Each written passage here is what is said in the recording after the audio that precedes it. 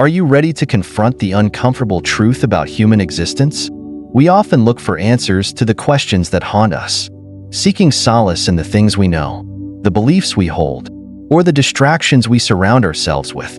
But what if the truth is far darker than we'd like to believe? What if suffering isn't just something we endure, but the very essence of our being? In today's video, we dive deep into the philosophy of one of the most radical thinkers of the 20th century, Peter Wessel Zapffe. You may not be familiar with his name, but his ideas about human suffering, existence, and the absurdity of life are both chilling and thought-provoking. Zapffe didn't just question life.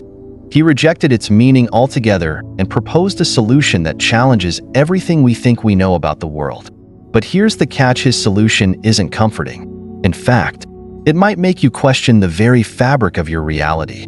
Zapffe believed that human life, as we know it, is a mistake, and the only way to truly alleviate suffering is to stop it altogether.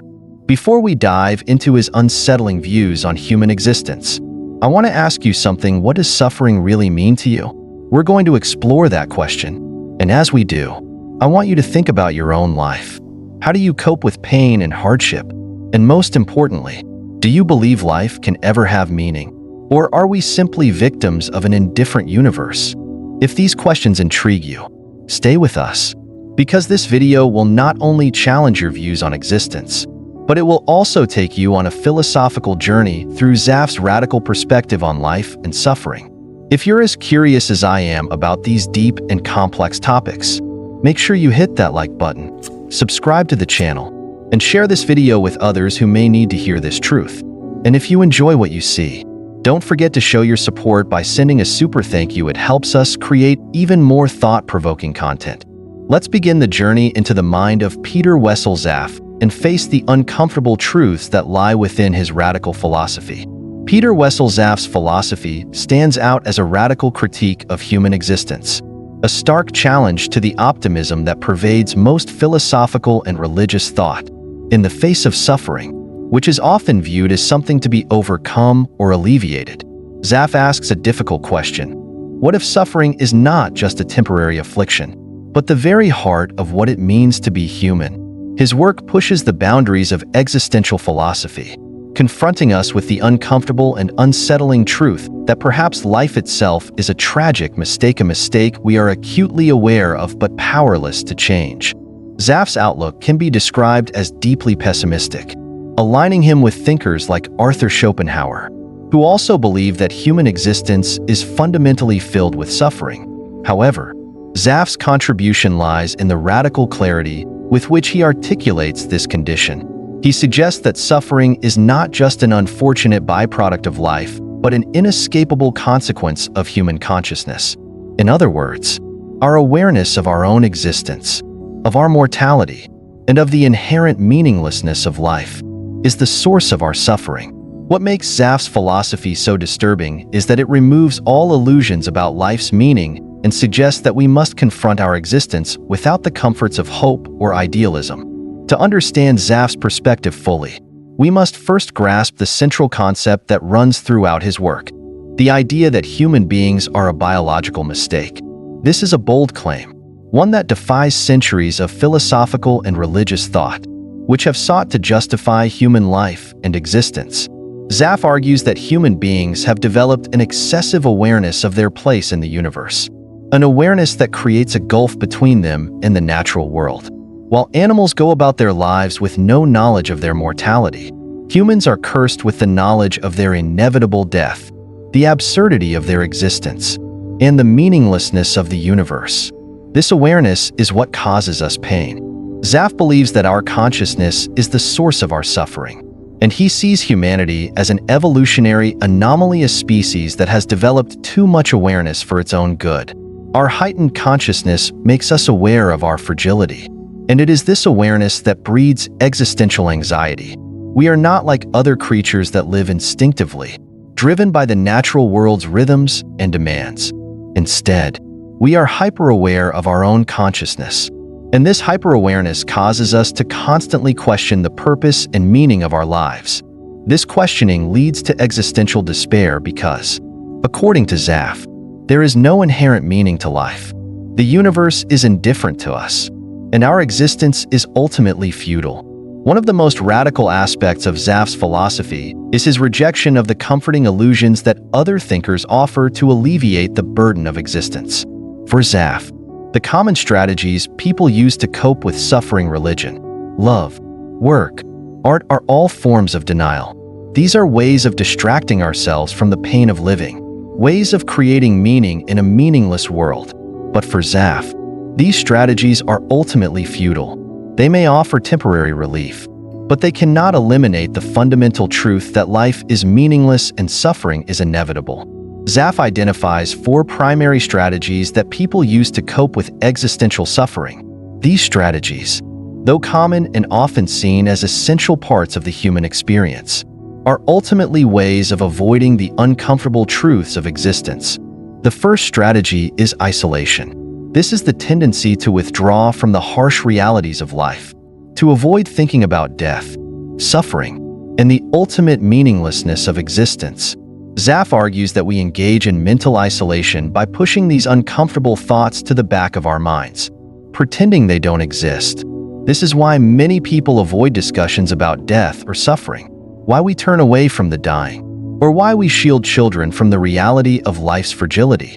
We isolate ourselves from these truths because they are too painful to confront directly. But this avoidance does not change the fact that the truths remain. As Zapf suggests, isolation may offer temporary relief, but it does not eliminate the underlying suffering. The second strategy is anchoring. This is the tendency to find something solid and unchanging, whether it's a religious belief, a sense of community, or a commitment to a particular ideology that provides a sense of stability and purpose in a chaotic world. For Zapf, anchoring is a way of creating a false sense of security in an uncertain world. By clinging to something eternal or unchanging, people hope to find meaning in a world that has none. This belief in stability, however, is a delusion. Nothing in life is permanent, and the very things we anchor ourselves to, whether they be relationships, careers, or ideologies, are subject to change, decay, and eventual death. The third strategy is distraction. Distraction is perhaps the most common and widely accepted way of coping with existential suffering. It involves filling our lives with activities that take our minds off the more difficult and uncomfortable questions about existence. Whether it's watching television, going to work, spending time with friends, or indulging in hobbies, distraction offers a temporary escape from the painful awareness of our mortality and the absurdity of life. Distraction works because it keeps us busy, keeping us from having to confront the unsettling truths of existence. However, like isolation and anchoring, distraction does not offer a permanent solution. It merely postpones the inevitable moment when we must face the reality of suffering. The fourth strategy is sublimation. This is the process of transforming suffering into something creative or meaningful. For example, Zapf himself used writing as a form of sublimation.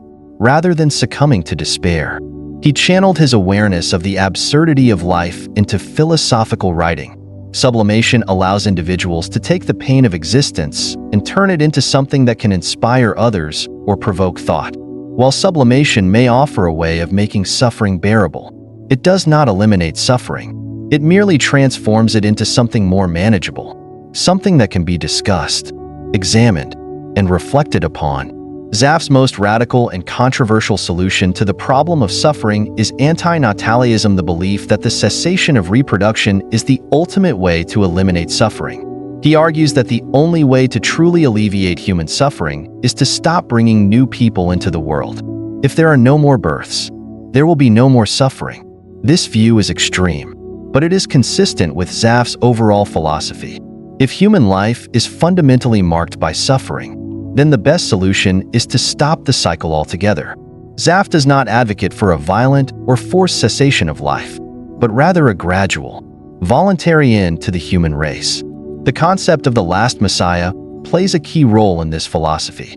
The last Messiah is not a traditional savior, but an individual who recognizes the absurdity of existence and chooses to act in accordance with that understanding by helping humanity to peacefully fade away. Zapf's philosophy, while undeniably bleak, raises important questions about the nature of existence. He forces us to confront the uncomfortable truths that many thinkers and philosophers avoid. His ideas challenge the pervasive notion that life is inherently valuable or meaningful. Instead, Zapf urges us to face the fact that life is full of suffering and that suffering is an inescapable part of the human condition.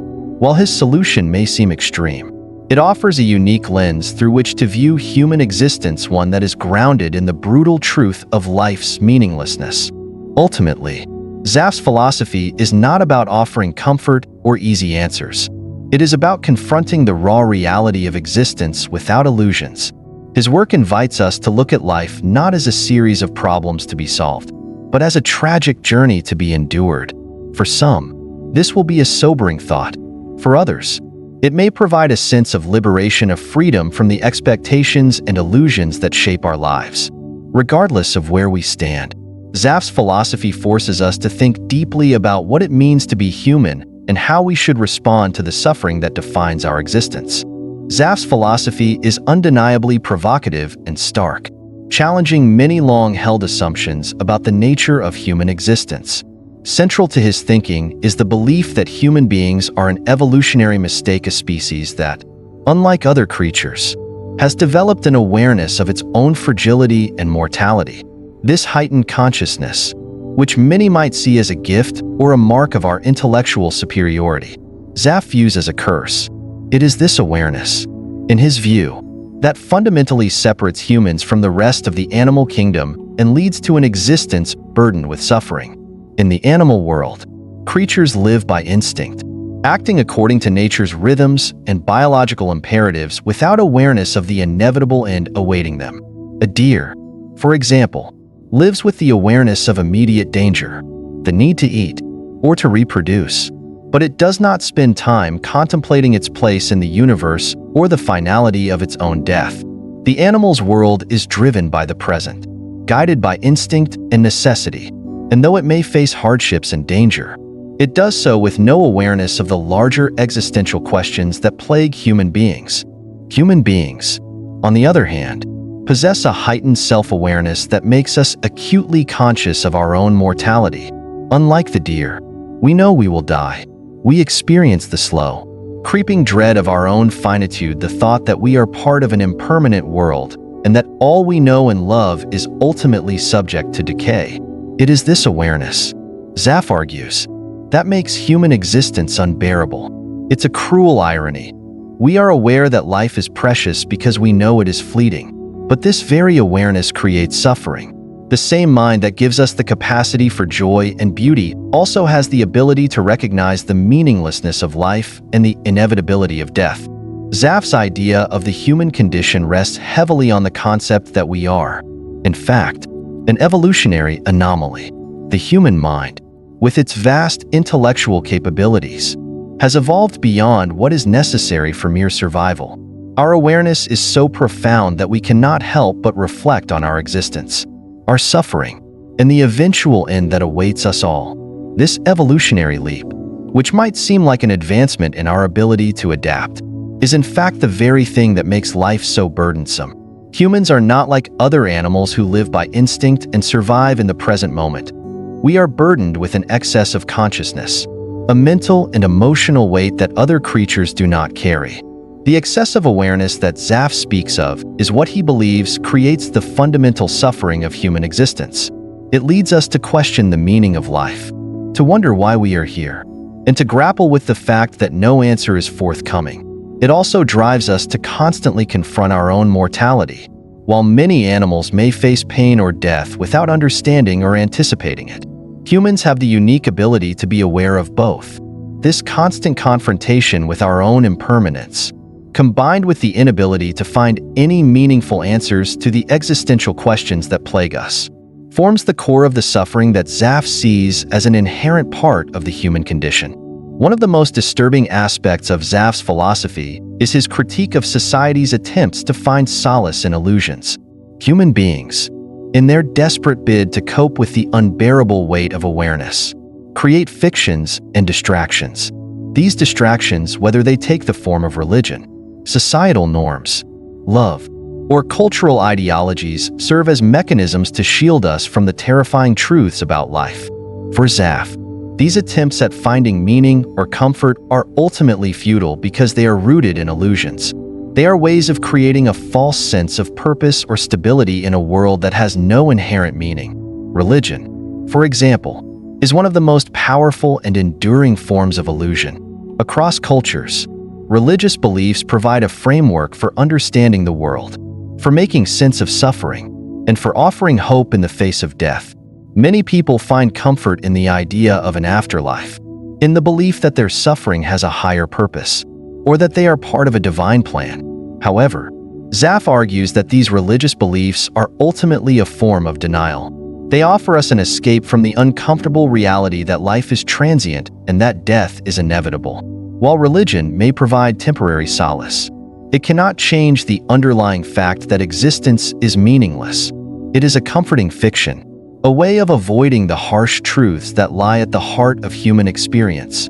Similarly, societal norms and ideologies function as ways to create meaning and structure in a world that can otherwise feel chaotic and purposeless. Whether it's the pursuit of wealth, career success, or social status, these goals offer a sense of direction and purpose, helping individuals to feel that their lives matter. However, Zapf suggests that these societal constructs are also illusions.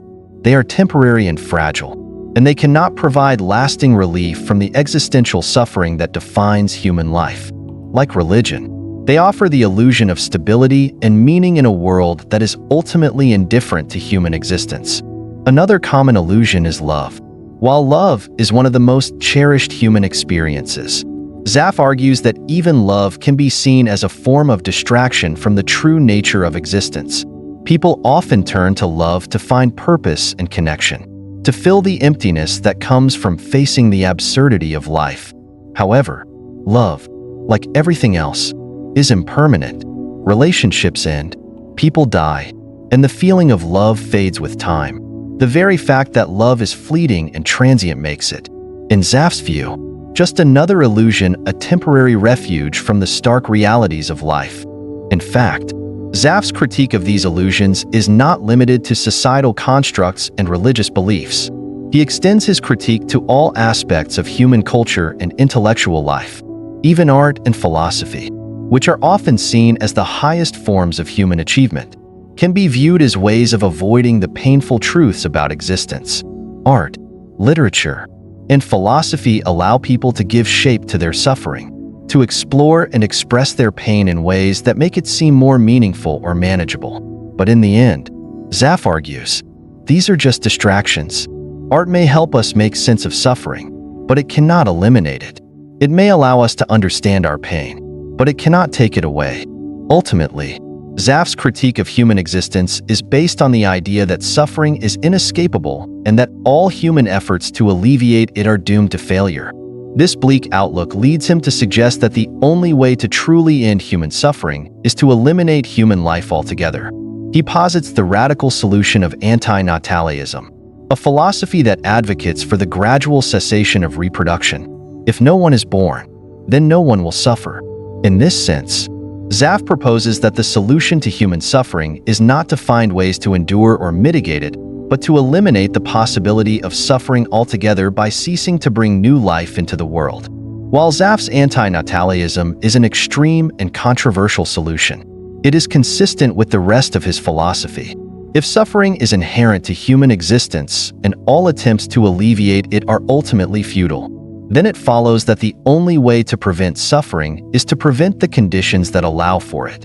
For Zapf, the idea of reducing the human population through voluntary and gradual means is not an act of cruelty but a compassionate response to the suffering that defines human life. By choosing not to bring new people into the world, we would be ending the cycle of suffering that has plagued humanity since its inception. In this radical view, Zapf does not advocate for the extinction of humanity through violence or coercion. Rather, he suggests that the cessation of reproduction should be a conscious and voluntary act, a recognition of the absurdity of existence and the inevitability of suffering. This voluntary cessation of human life would be a peaceful and ethical response to the harsh realities that Zapf sees as unavoidable. It would be, in his view, a compassionate and rational response to the suffering that is inherent in the human condition. Peter Wessel Zaffe's philosophy, particularly in his work The Last Messiah, 1933, is driven by an exploration of human suffering, offering not comfort but an unflinching confrontation with the reality of our existence. His thought seeks to expose the mechanisms humans employ to cope with the crushing weight of consciousness and the inherent absurdity that underlies life. He proposes 4 strategies that humans use to temporarily relieve the anguish that comes from living in a world filled with suffering, impermanence, and the inevitability of death. These strategies are not solutions, but rather mechanisms that allow us to continue functioning in a world we cannot fully comprehend. The first of these coping strategies is isolation, a mental defense mechanism that allows individuals to distance themselves from the painful truths about existence. It's the human tendency to shut out or ignore thoughts and concepts that threaten to overwhelm us. Death, in particular, is a topic that we often push to the margins of our consciousness. It's not something we actively confront or discuss, especially when we are young or when we are not yet directly impacted by it. The idea that life is fragile, that everything we love will one day disappear, is too heavy to bear consistently. Thus, we turn to isolation as a means of self-preservation. For example, consider how society handles the topic of death. In many cultures, it's still considered taboo to talk openly about death, especially around children or the elderly. People often avoid discussing terminal illnesses or the process of dying with loved ones, because acknowledging these realities brings discomfort. In personal relationships, individuals may find themselves unwilling to talk about their own mortality, preferring to focus on the present. This tendency to avoid direct engagement with the inevitable fact of death is not limited to cultural norms but is, in fact, an individual defense mechanism. It is the mind's way of pushing aside the harsh truth in order to allow life to continue with a semblance of normalcy. By isolating ourselves from these uncomfortable thoughts, we can continue to live without being crushed by the weight of our own impermanence. But as Zapf would argue, this isolation doesn't eliminate the discomfort, it merely postpones it. The moment we allow ourselves to reflect on the reality of our existence, the fragility of life, the certainty of death, we are forced to confront the absurdity of our condition. As much as we may try to isolate ourselves, the truth lurks in the background, waiting to be acknowledged. The second strategy, anchoring, is the attempt to create stability in a world that is constantly shifting beneath our feet. It is a psychological attempt to find something permanent to hold on to in the face of existential uncertainty. Zapf suggests that this is a coping mechanism used by individuals to ward off the dread that accompanies the realization that life is inherently uncertain and fleeting. People anchor themselves to a variety of things: family, religion, ideological beliefs, political affiliations, or even material possessions, because these things offer the illusion of permanence in a world that is inherently unstable. A common example of anchoring is the role of religion in many people's lives. Faith offers a sense of meaning and direction, providing individuals with a framework for understanding their place in the universe. The promise of an afterlife or a divine purpose gives a sense of stability amidst the chaos of life. In this way, religion becomes a lifeline for many individuals, offering something to hold on to in a world that seems out of control. For others, the anchor might be family. The idea that one's life is connected to a lineage or a legacy can provide a sense of continuity and stability.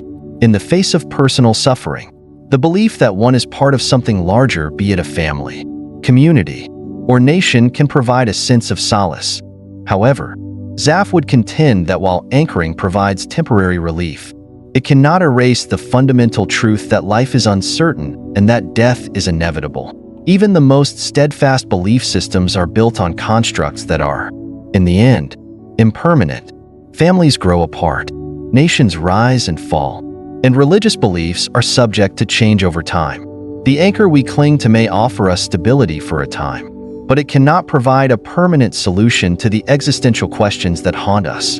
The third strategy that Zapf identifies is distraction, a technique that involves filling our lives with activities, entertainment, and constant busyness to keep our minds occupied and prevent us from confronting the discomforting truths of existence.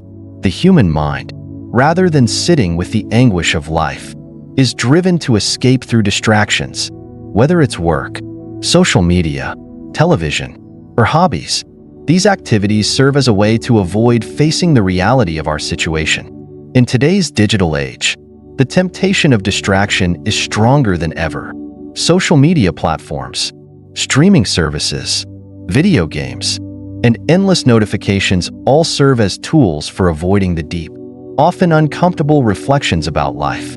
Imagine a person scrolling through Instagram or TikTok, watching endless short videos, not necessarily because they are interested, but because it fills the silence and provides a break from their internal thoughts.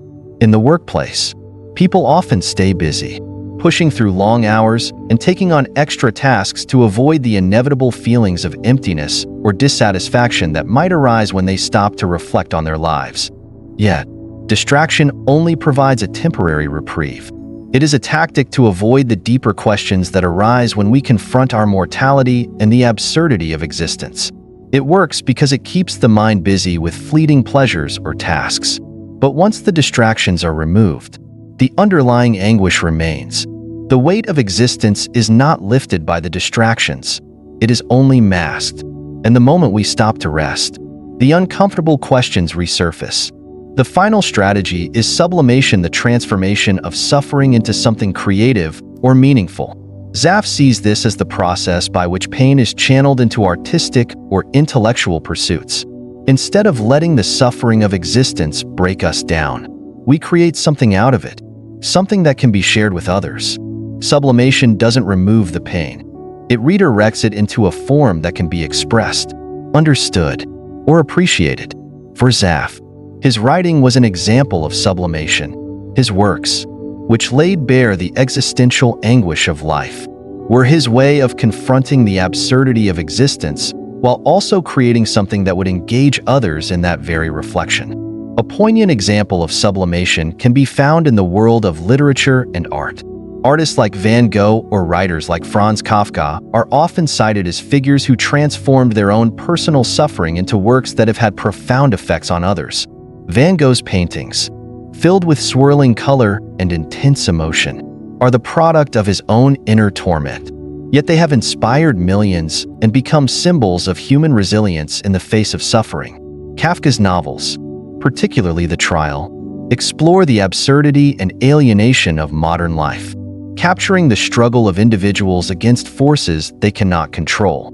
These works, born out of personal suffering, transcend their creator's pain and become part of a larger conversation about the human condition. Sublimation, however, is not a solution to suffering. It does not erase pain or eliminate the harsh realities of existence.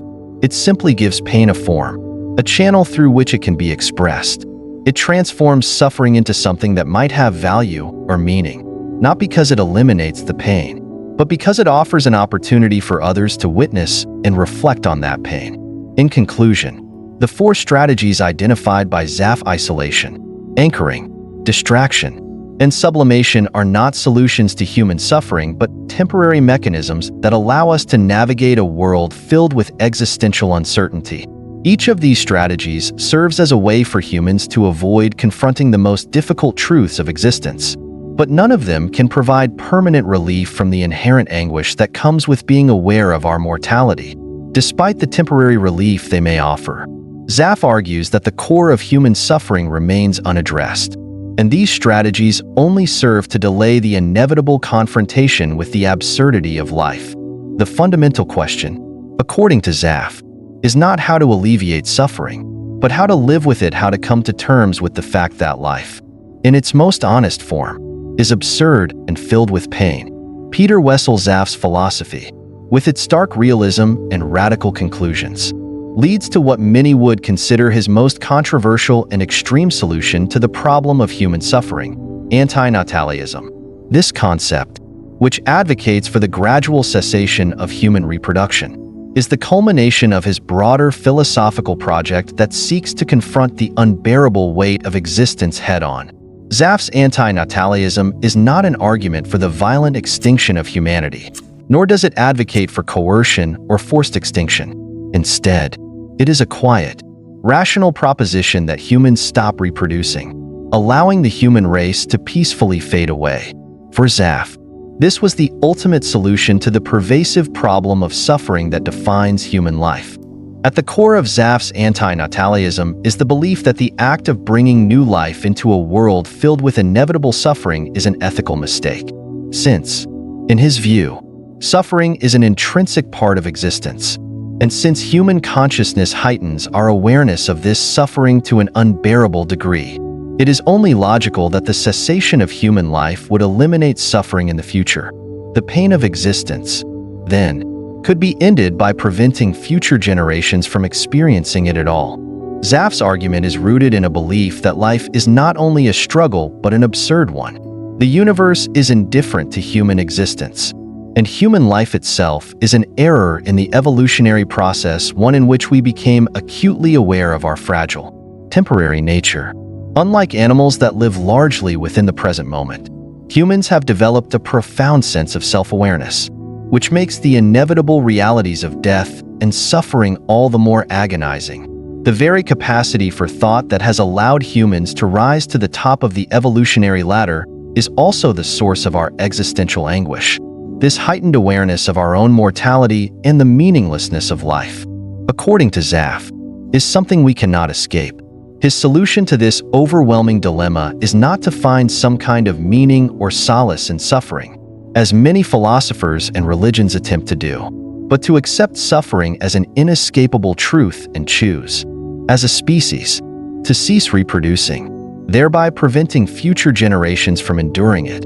Zapf was acutely aware of the enormity of his proposition. To advocate for anti-natalism, after all, is to challenge not only deeply ingrained human instincts but also cultural, social, and religious beliefs that support reproduction as a fundamental aspect of life. Across cultures, the continuation of the human race through birth is seen as a natural and sacred obligation, deeply tied to the survival of societies, the passing down of knowledge and values, and the preservation of familial and cultural legacies.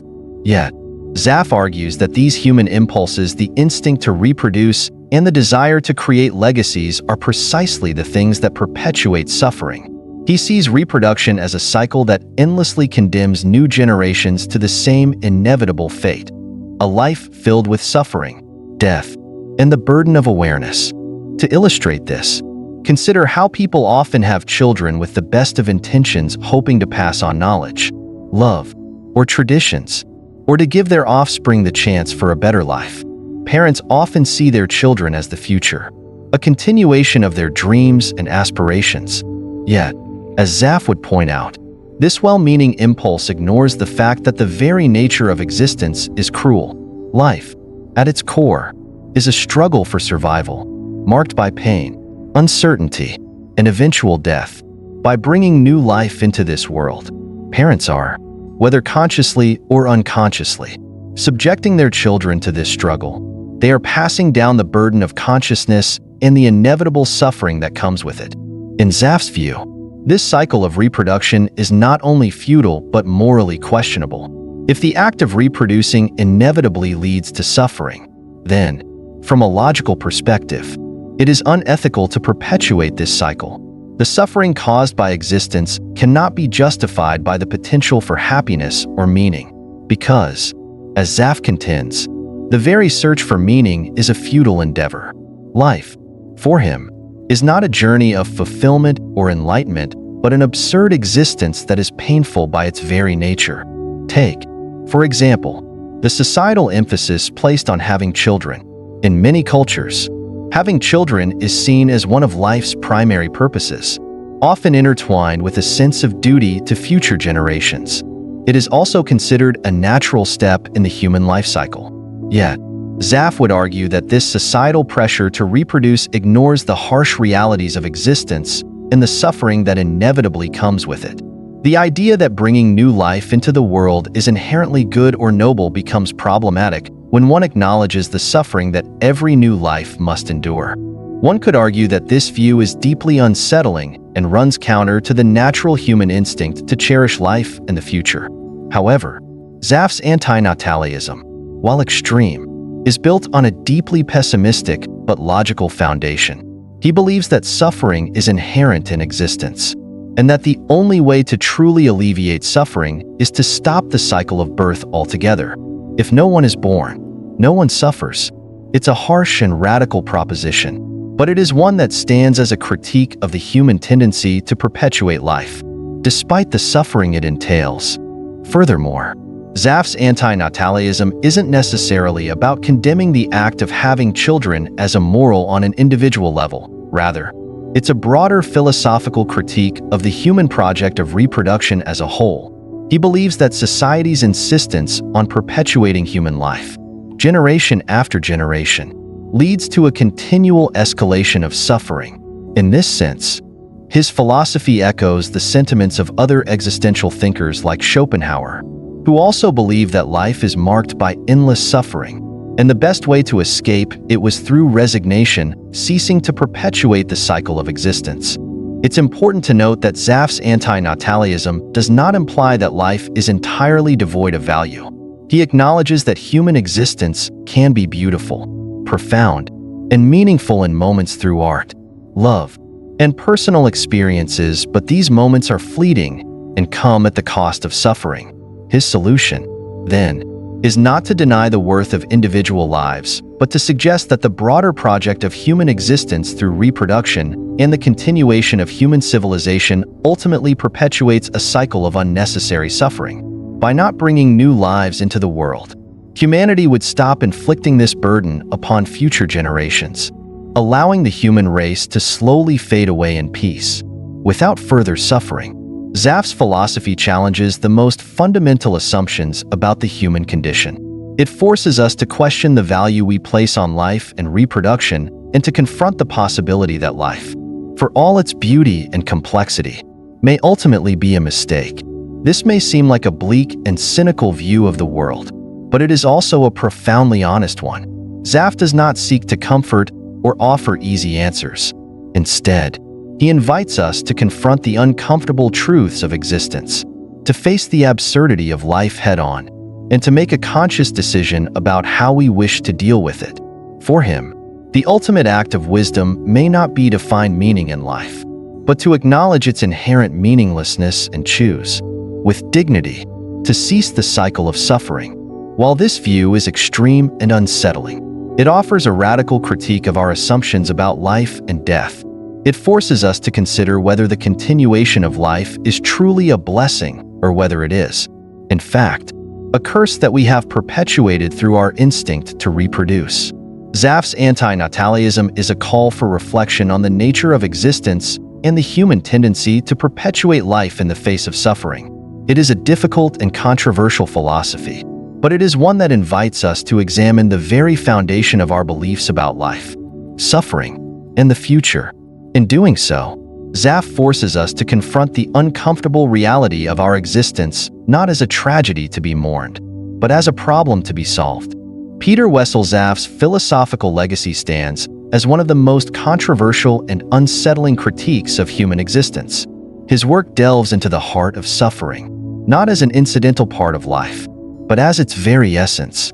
His rejection of the optimistic beliefs that many of us cling to the notion that life can be redeemed through purpose, happiness, or meaning forces us to confront an uncomfortable truth. Human existence is a tragic mistake.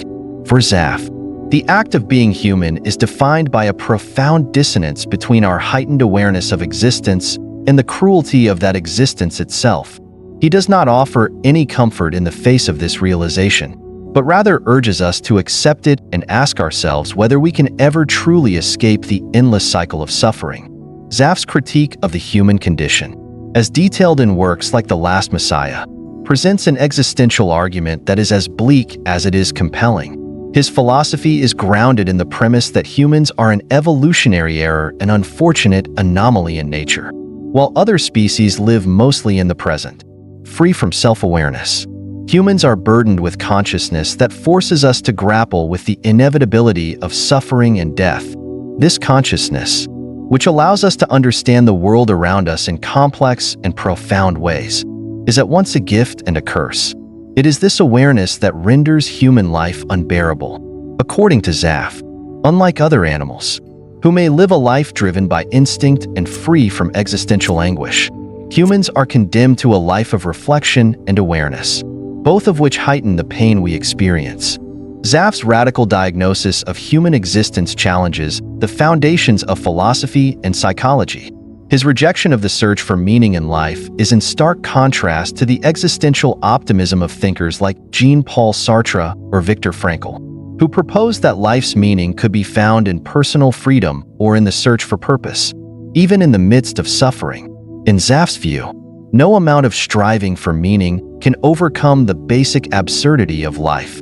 For him, meaning is an illusion, something we create to shield ourselves from the overwhelming truth that life is essentially pointless and painful. This point of view invites us to think about the stories we tell ourselves to make life bearable. We tell ourselves that life has meaning through relationships, careers, art, religion, or ideals. We build narratives that justify our existence. But what happens when we take a step back and look at these narratives from Zapf's perspective? What if all of these meanings are just distractions from the inevitable suffering that comes with existence? Zapf doesn't offer an answer to this question in the traditional sense. He doesn't suggest that there is a grand, cosmic purpose to life, or that we must find meaning in our personal experiences. Rather, he urges us to look at the futility of meaning-making and accept the truth of human suffering. For many, Zapf's philosophy may seem too pessimistic, too nihilistic, to be taken seriously. After all, the human impulse to create meaning in life is deeply ingrained in our species. We are constantly searching for ways to make sense of our existence. In modern society, this search for meaning often takes the form of material success, social status, or personal achievement. We build careers, accumulate wealth, and forge relationships in an effort to create lives that matter. Yet, in Zapf's view, all of these pursuits are ultimately hollow. They do not eliminate suffering, they merely divert attention from it. His critique suggests that we are trapped in a cycle of distraction, moving from one goal to the next, all in an effort to avoid confronting the true nature of our existence. Perhaps one of the most unsettling aspects of Zapf's philosophy is his rejection of the belief in progress. In a world where technological advancements, social reforms, and scientific discoveries are often heralded as signs of human improvement, Zapf offers a counter-narrative. He does not believe that human civilization is on an upward trajectory. Instead, he sees human history as an ongoing struggle, one in which suffering is an unavoidable constant. For him, the idea that life will somehow improve through progress is a comforting illusion. Whether we are advancing in technology, culture, or even spirituality, Zapf argues, we are still condemned to face the same existential realities, suffering, death, and the overwhelming awareness of our own vulnerability. This rejection of progress can be seen as a response to the optimism that pervades modern society. Today, we are taught to believe that we can improve ourselves, our lives, and the world around us. The pursuit of happiness, success, and fulfillment is often framed as the ultimate goal, and we are encouraged to seek out ways to overcome suffering, whether through therapy, self-help books, or the consumption of material goods. But Zapf's radical proposition is that all of these efforts are, at best, temporary distractions from the inevitable reality of suffering. The more we try to escape or ignore suffering, the more we perpetuate our own discontent. The search for meaning in life is, in his view, nothing more than a defense mechanism, a way of avoiding the crushing truth that life is, at its core, a meaningless and painful struggle. In contrast to the search for meaning, Zapf offers a different kind of freedom, the freedom that comes from accepting the absurdity of existence. In his most radical and controversial idea, Anti-natalism, Zapf suggests that the ultimate way to alleviate human suffering is to cease reproducing. By stopping the cycle of birth, we can prevent future generations from experiencing the same existential anguish that we endure. This solution, while extreme, is entirely consistent with his broader philosophical outlook. If suffering is inherent in existence, and if human consciousness magnifies that suffering, then the logical conclusion is that the human race should gradually fade away, rather than perpetuate its misery through reproduction. Anti-natalism, however, is not simply about eliminating human life for its own sake. It is about eliminating the suffering that defines human existence. Zapf's argument rests on the belief that life, by its very nature, is absurd. If we accept this absurdity, we are forced to confront the question, why continue the cycle of life if it is nothing more than a repetition of suffering? This is where Zapf's philosophy takes a radical turn, as he suggests that the only way to truly alleviate suffering is to stop creating new life, thus preventing future generations from being born into this tragic cycle. While Zapf's ideas may seem difficult to accept, they force us to ask uncomfortable questions about the nature of life and suffering. If we reject Zapf's view, we are left to grapple with the idea that life, despite all its beauty and complexity, is ultimately meaningless. The very pursuit of meaning, as Zapf suggests, may be an illusion, a distraction that prevents us from seeing life for what it truly is, an endless struggle between suffering and boredom. His philosophy, unsettling as it is, offers a radical lens through which we can examine our assumptions about existence. It challenges us to consider whether the meaning we attach to life is real, or whether it is simply a way of avoiding the deeper truth that life, at its core, is absurd. In a world that often emphasizes optimism, progress, and personal fulfillment, Zapf's philosophy offers a stark and uncompromising view of existence. While many of us are taught to search for meaning in life, Zapf encourages us to confront the possibility that meaning may never come. Instead of seeking meaning, we should seek acceptance of life's inherent absurdity. This perspective may be uncomfortable, even painful, but it is also liberating in its honesty. Zapf's philosophy invites us to face the truth of human existence without illusions, whether we agree with him or not. His ideas force us to reckon with the deeper realities of life, suffering, and death. Zapf's philosophy, particularly his anti-natalism and the notion that humanity is a cosmic mistake, confronts us with an unsettling truth about the human condition. He suggests that our heightened awareness, the very thing that separates us from other creatures, is the source of our suffering. By recognizing our own fragility, mortality, and the absurdity of existence, we are forced into a constant struggle with the harshness of life. Zapf's solution to this existential dilemma is radical. He argues that the cessation of human reproduction is the only way to truly end suffering, as bringing new life into the world only perpetuates the cycle of anguish. At first glance, Zapf's philosophy can seem overwhelmingly bleak, even nihilistic. The idea that human existence is nothing more than an evolutionary mistake, compounded by the notion that we should cease to reproduce in order to end suffering, may strike many as extreme and even deeply depressing. In a society that celebrates progress, hope, and the potential for personal growth, Zapf's ideas challenge our most cherished beliefs about the meaning of life. His rejection of the pursuit of meaning, his insistence that life itself is absurd, forces us to face a reality we often try to avoid: the fact that suffering is a central and inescapable aspect of human existence. However, despite the harshness of Zapf's view, there is something profoundly honest and unflinching about his approach to the human condition. In a world filled with distractions, whether in the form of religion, entertainment, or the constant pursuit of happiness, Zapf does not shy away from confronting life's most difficult truths.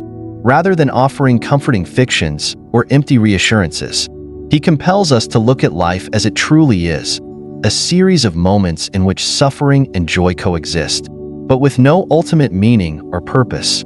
His philosophy is not about making us feel better, but about encouraging us to see the world through a clearer, more honest lens.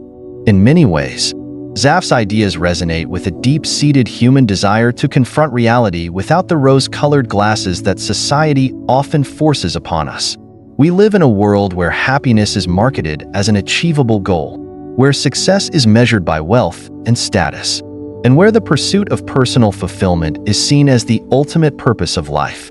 Zapf, however, would argue that this search for happiness is a distraction from the truth. We create meaning in our lives not because it is inherent in existence, but because we cannot bear the weight of a purposeless, suffering-filled reality.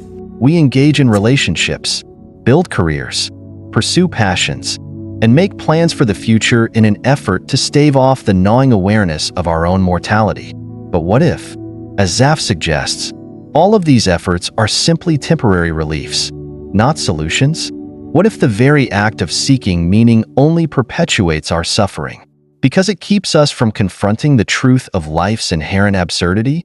But despite Zapf's powerful critique, I believe there is room for nuance. While his ideas force us to question everything we take for granted about existence, I think there is a middle ground between the extreme conclusions he draws and the hope that many of us still cling to. In my own reflection on his philosophy, I have come to believe that life does not need to be devoid of meaning or purpose simply because suffering is inevitable.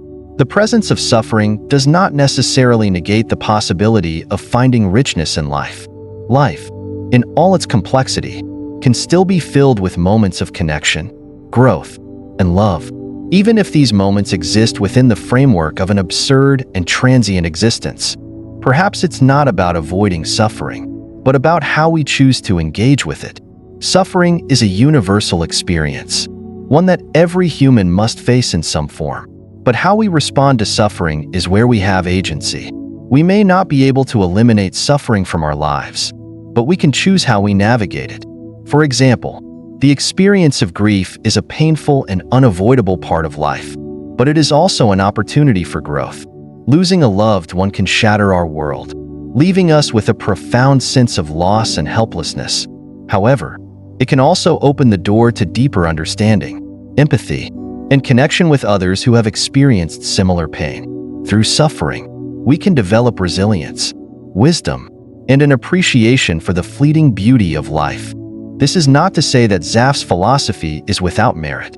His critique of the human tendency to create illusions in order to cope with suffering is valid, and his call for us to face the truth of our existence is both powerful and necessary. Yet, I believe that there is something more to life than the relentless cycle of pain and distraction that Zapf describes. While the search for meaning may indeed be a defense mechanism, that doesn't mean it is entirely hollow. Meaning, while not intrinsic to existence, can be something we create for ourselves. Even in the face of suffering, we may not be able to find ultimate meaning in life, but we can still find moments of meaning in our experiences, relationships, and creative endeavors. Take, for instance, the works of artists who have confronted suffering head-on, yet have produced some of the most profound and meaningful works of human history. Vincent van Gogh, for example, lived a life filled with personal suffering and mental illness, yet his paintings have inspired generations. His work was not a denial of suffering, but a way of engaging with it, transforming it into something beautiful and timeless. In his iconic painting Starry Night, we see a tumultuous sky filled with swirling stars, a reflection of his inner turmoil, but also a sense of wonder and awe. Van Gogh didn't deny the suffering that defined his life. He expressed it through his art, creating something that continues to resonate with people today.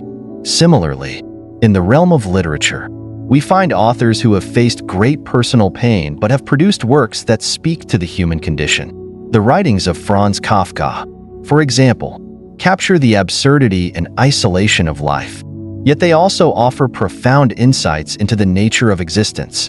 Kafka's The Trial is a haunting exploration of the bureaucratic and existential forces that control human life, but it also invites readers to consider the ways in which we navigate our own absurd realities.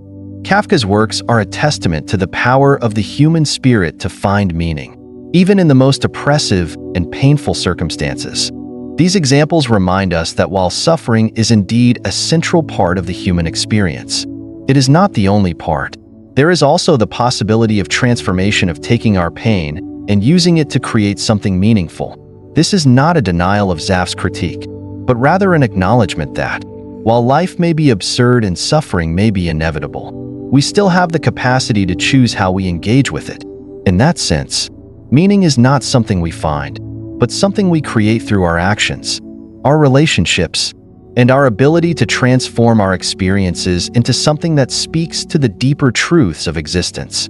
In conclusion, while Zapf's philosophy offers a powerful lens through which we can examine the human condition, it is not the only lens. His ideas compel us to confront the darkest aspects of existence, but they also invite us to reflect on the possibility of finding meaning, not by avoiding suffering, but by engaging with it in ways that enrich our lives. Zapf's radical vision of human existence is not easily digestible, but it serves as an important reminder that life, despite its inherent absurdity, is still worth living, not because of some grand, ultimate purpose, but because of the moments of beauty, connection, and growth we experience along the way. Imagine a person who has just received the diagnosis of a terminal illness. The news is devastating, and the reality of what it means to face one's own mortality sets in. For this individual, the experience of this diagnosis is not just physical but existential. It challenges the very foundation of their existence, forcing them to confront the inescapable truth of life's fragility. And yet, how they respond to this challenge may vary in ways that mirror the strategies Zapf described in his philosophy. These responses provide a vivid real-life example of the tension between awareness and ignorance, the struggle to cope with the inevitable suffering and mortality that we all must face. At first, many individuals facing a terminal diagnosis may retreat inward, withdrawing from others to isolate themselves.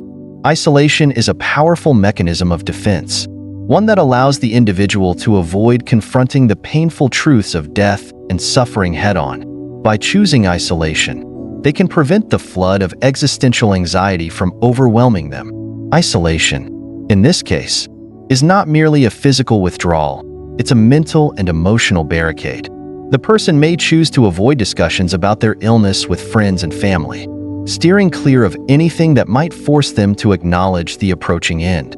They may stop engaging with others in meaningful ways, retreating into a world of solitude, where the harsh realities of life can be temporarily pushed aside. This mechanism of isolation, while providing short-term relief, does not erase the existential burden the person carries. In fact, the more they isolate themselves, the more they may be left with their own thoughts, grappling with their awareness of their mortality. However, the isolation strategy remains a common response, as it allows the individual to maintain some semblance of control over their own experience. By avoiding painful discussions, they can delay the emotional confrontation with death, temporarily numbing the awareness that they are inching closer to it. Others, however, might choose to anchor themselves to something outside of themselves, something that provides a sense of permanence and stability in an otherwise chaotic and uncertain world. Religion is often a natural recourse for those who are seeking a way to make sense of suffering, particularly the suffering that comes with the knowledge of an impending death. For the individual facing a terminal illness, their faith might serve as a lifeline, a means of finding meaning and comfort amidst the pain. Religion offers the hope of an afterlife, a belief that death is not the end but a transition to something greater. In this way, belief in a higher power or divine plan can act as an anchor, offering solace in the face of suffering. Zapf's philosophy touches on this concept of anchoring, though in a more critical light. He argues that people often cling to such beliefs because they help shield them from the cold, hard truth of life's absurdity. In the case of terminal illness, religious faith may serve as a temporary psychological buffer, offering hope and reassurance that there is meaning beyond the suffering. The individual might take comfort in the idea that their death is part of a larger cosmic plan, one that transcends their own understanding. For Zapf, however, this is precisely what constitutes an illusion and avoidance of the harsh reality of life's inherent meaninglessness. While it may provide comfort, it also prevents the person from fully grappling with the true nature of existence. Yet, for many, religion can be a deeply meaningful and genuine source of comfort, offering a way to reconcile the fear and uncertainty of death with the possibility of something transcendent. In the case of someone with a terminal illness, this anchor may offer the strength to endure their suffering and prepare for the inevitable end with a sense of peace, whether or not Zapf would consider this an illusion. The fact remains that religious faith helps people cope with existential anxiety in powerful ways. Meanwhile, there are those who prefer to keep busy, distracting themselves from the painful awareness of their mortality. Distraction is perhaps the most ubiquitous of Zapf's strategies, and it is easy to see why. In a world filled with distractions, entertainment, work, social media, relationships, humans have an almost endless array of options to keep their minds occupied. When faced with a terminal illness, the individual might throw themselves into their work, focusing on tasks that give them a sense of productivity and purpose. They may seek out entertainment or social engagements, filling their time with activities that allow them to temporarily forget the reality of their condition. Zapf would likely see this as a form of evasion, a way of avoiding the painful truth by staying busy and distracted. The more the person distracts themselves, the less they have to confront the unsettling awareness that their time is limited, that death is inevitable, and that the life they once took for granted is slipping away. However, even as distractions offer temporary relief, they are ultimately insufficient in addressing the deeper existential concerns that come with knowing one's life is coming to an end. Distraction can only work for so long, and eventually, the individual will be forced to face the reality of their situation. Interestingly, some may choose a more creative path, using their suffering as a means of self-expression. For these individuals, suffering becomes a catalyst for creativity, a way to channel their pain and anguish into art, music, writing, or other forms of expression. This aligns with Zapf's concept of sublimation, the process by which individuals transform their pain into something meaningful. In the case of terminal illness, the person might write about their experience, creating a memoir or personal narrative that captures the emotional depth of their journey. They might paint or compose music that reflects their inner turmoil, turning suffering into a form of artistic expression. While this strategy does not eliminate suffering, it provides a way of giving it shape, form, and meaning. Through creative expression, the individual confronts their pain head-on, transforming it into something that can be shared with others. Zapf himself used writing and philosophy as a form of sublimation, using his intellect and creativity to work through the very questions of existence that troubled him. In this way, the act of creating becomes a form of existential defiance, a way of asserting control over the narrative of one's life. Even in the face of suffering and death, these four strategies, isolation, anchoring, distraction, and sublimation, are all mechanisms that we use to cope with the reality of suffering and the awareness of our mortality. Each of these responses reflects a different way of managing the existential crisis that comes with knowledge of our limited time. They are strategies that allow individuals to continue functioning in the face of life's absurdity, but none of them fully escape the truth that life is ultimately finite and filled with suffering. As Zapf argued, these strategies provide only temporary relief, but they do not solve the deeper problem of existence. In the case of someone with a terminal illness, the struggle between awareness and ignorance becomes particularly poignant. The awareness of one's mortality cannot be fully avoided, but the strategies we use to cope with that awareness can vary significantly. Some people may find solace in religion, others may immerse themselves in work, and still others may turn to creative outlets. Each of these strategies reflects a different way of coming to terms with the pain and inevitability of life's end. Yet, in each case, there is an underlying tension between the desire to avoid suffering and the need to confront it. Zapf's philosophy offers a lens through which we can view these coping mechanisms more critically.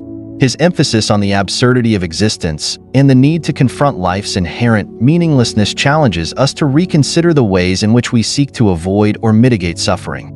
Whether through isolation, anchoring, distraction, or sublimation, these strategies can only take us so far in addressing the deeper existential concerns that plague us. But perhaps the most profound insight that Zapf offers is not just the recognition that suffering is inevitable, but that our ability to engage with it in meaningful ways, whether through creative expression, relationships, or a commitment to truth, can offer us a way to live fully, even in the face of death. Peter Wessel Zapfe's philosophy of human existence stands as a formidable confrontation with the nature of suffering and consciousness. He presents a view of life that is neither comforting nor optimistic, but rather harsh and relentlessly critical of humanity's position in the world. For Zapf, humanity's heightened awareness, the very trait that distinguishes us from other creatures, is, paradoxically, the root of our suffering. His theories challenge us to question not only the meaning of life, but also the ways in which we cope with the existential weight of our awareness of death and the absurdity of existence. In Zapf's worldview, human beings are inherently flawed in that they possess an acute consciousness, one that exposes them to the painful realities of life. While other animals live instinctively, their awareness is limited to the present, governed by survival. Humans, however, are burdened by the capacity for reflection, the ability to envision the future, and, most notably, the awareness of their own mortality. This consciousness, rather than being a gift, becomes a curse, an awareness that forces individuals to confront the terrifying fact that all lives are finite, and that suffering is an inescapable part of the human condition. This form of awareness, Zapf argues, is inherently at odds with the human need for happiness and fulfillment. Where other creatures may find contentment in the present, human beings are caught in an existential struggle, constantly searching for meaning and purpose in a world that offers no intrinsic answers. In the face of this struggle, Zapf is unapologetic in his rejection of the comforting illusions that many seek in religion, ideology, or optimism. To him, these are mere distractions from the true nature of existence. The search for meaning in such beliefs, he argues, is an evasion, a refusal to acknowledge the grim reality that life is, in many ways, absurd. Zapf's critique of the human condition leads him to propose 4 coping strategies, or mechanisms, that people use to mitigate the anguish that comes with this awareness of suffering. These strategies: isolation, anchoring, distraction, and sublimation are not solutions to the problem of suffering but temporary reprieves, mental defense mechanisms that allow individuals to continue functioning despite the existential burden they bear. Each of these strategies reflects humanity's desperate need to escape from the uncomfortable truths of life, even if only for a short time. Isolation, for example, is a defense mechanism where individuals withdraw from uncomfortable truths, avoiding discussions or thoughts about death and suffering. This is why many people avoid talking about terminal illness, death, or the inevitability of aging. By avoiding these conversations, individuals can temporarily shield themselves from the overwhelming awareness of their own mortality. In a similar vein, anchoring provides stability in the form of something external to oneself, be it religion, family, or ideological beliefs. These anchors provide a sense of permanence and control in a world filled with uncertainty, offering solace even though they cannot change the fact that life is finite. Distraction, as another strategy, is perhaps the most common way people cope with existential suffering. In today's world, distractions are ubiquitous. Social media, entertainment, work, and relationships all serve as ways to avoid confronting the deeper questions of life. We fill our days with tasks and activities that keep our minds occupied, postponing the inevitable confrontation with the truth that our time is limited. But Zapf suggests that while distractions may offer temporary relief, they do little to address the underlying issue of suffering. Finally, there is sublimation, transforming pain and suffering into something creative or meaningful. This can take the form of art, literature, or any form of creative expression that channels one's anguish into something that may offer a sense of purpose or beauty, even if it doesn't eliminate the pain itself. These strategies, while often necessary for psychological survival, are not ultimately satisfying in Zapf's view. He sees them as temporary fixes, nothing more than ways to manage the deep existential despair that arises from human consciousness. As such, Zapf's philosophy ultimately leads him to the most radical and controversial aspect of his thought: anti-natalism. Anti-natalism, the belief that human beings should cease to reproduce, is Zapf's solution to the problem of suffering. For him, the cycle of birth and death perpetuates suffering, and by ceasing to bring new lives into the world, we could bring an end to the inevitable pain that accompanies existence. This proposal is extreme and unsettling.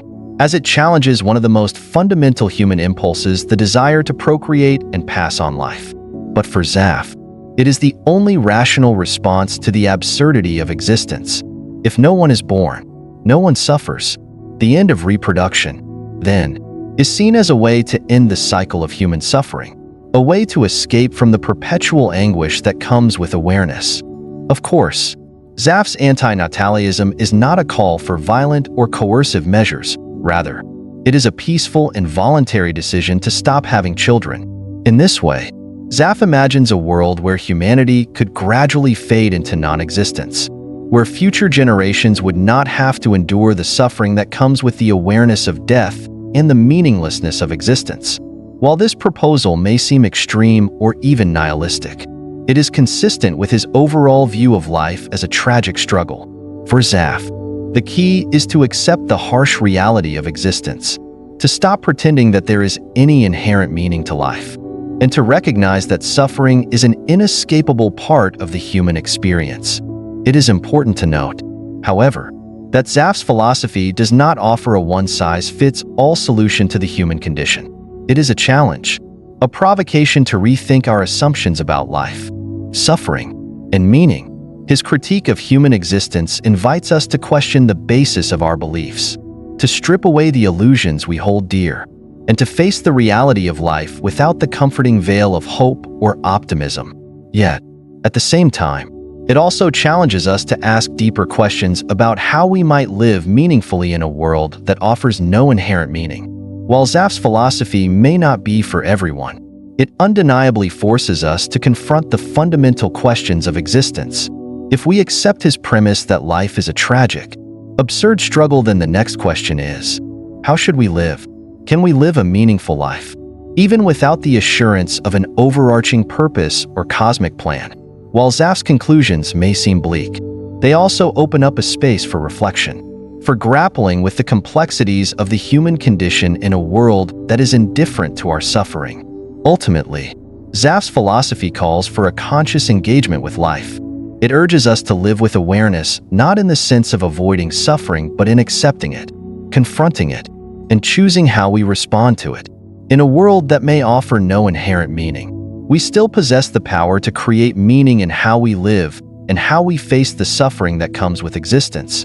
Zapf does not offer easy answers, but his philosophy challenges us to ask the hard questions and to confront the reality of life.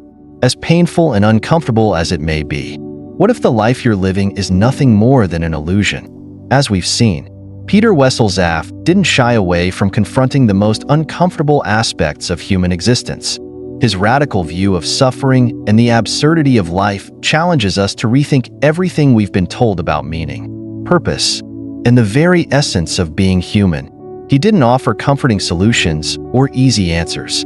Instead, Zapf urged us to confront the truth that life is, at its core, an absurd struggle. Now, I want to hear from you. Do you think Zapf's philosophy holds any weight? Or do you believe, like many others, that life has purpose beyond suffering? Is it possible to create meaning in a world that may not offer it intrinsically? Zapf's ideas might seem bleak, but they're undeniably thought-provoking, pushing us to explore the very nature of existence.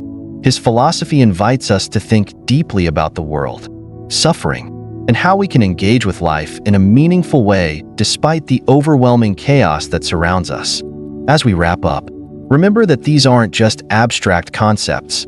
They have real-world applications in how we deal with pain, find meaning, and engage with others in our daily lives. If you've enjoyed this exploration into Zapf's philosophy and want to support the channel, please give this video a like. Leave a comment below with your thoughts. I'd love to discuss this topic with you. And don't forget to subscribe so you don't miss future deep dives into profound philosophical questions. And if this video has sparked something in you, if you feel moved to support us in creating more content that challenges the norm, please consider leaving a super thank you. Your contributions go a long way in helping us grow and continue exploring the most thought-provoking ideas on the planet. Thank you so much for watching. I look forward to hearing your thoughts on Zapf's ideas and the fascinating questions they bring to light. Until next time, let's continue to ask the hard questions and seek the truth in a world that often feels lost.